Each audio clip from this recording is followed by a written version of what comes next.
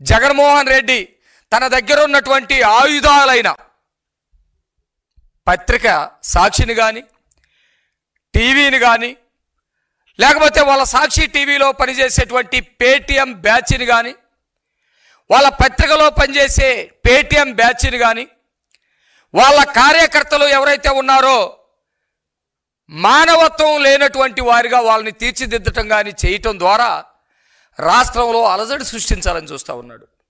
ఆంధ్రప్రదేశ్లో ఉన్న నా సోదరిమణుల మీద, నా అక్క చెల్లెల మీద, నా తల్లుల మీద, ఆంధ్రప్రదేశ్లో ఉన్న మహిళలందరి మీద నువ్వు చేసినటువంటి ఉగ్రదాడి మానసిక ఉగ్రదాడి ఎవ్వరూ సహించరు. ఉగ్రవాదులకి ఇక్కడ చోట్లేదు. రాజకీయం చేయాలనుకుంటే రాజకీయం చేయి. మా రాజకీయం టెక్నాలజీని నమ్ముకోవటం, మా రాజకీయం టెక్నాలజీని ప్రజలకు అనుసంధానం చేయటం, మా రాజకీయం ప్రజల్ని చైతన్యవంతులు చేయటం, మా రాజకీయం గొప్ప చదువులు అందించడం, మా రాజకీయం ప్రతి ఒక్కరికి గొప్ప ఉద్యోగాలు, మంచి జీవన విధానాన్ని అందించడం, మా రాజకీయం రాష్ట్రాన్ని అభివృద్ధి చేయటం, మా రాజకీయం రాష్ట్ర ప్రతిష్టను పెంచటం. నీ రాజకీయం ఏంటి? నీ రాజకీయం ఏంటి? ఉగ్ర రాజకీయం.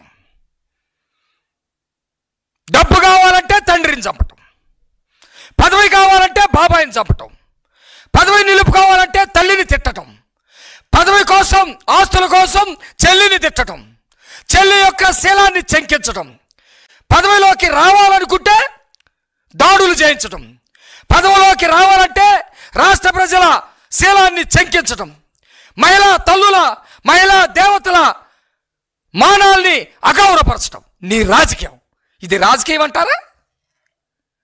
జగన్మోహన్ రెడ్డి ఇది రాజకీయం అంటారా?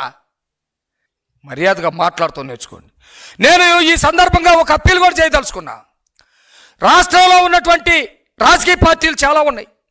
Telugu Desam, BJP, Congress, CPI, CPM, BSP, రకరకాల పార్టీలు ఉన్నాయి. ఈ రాజకీయ పార్టీలన్నీ కూడా అధికారం కోసం వాటి పని అవి చేసుకుంటూ ఉంటాయి.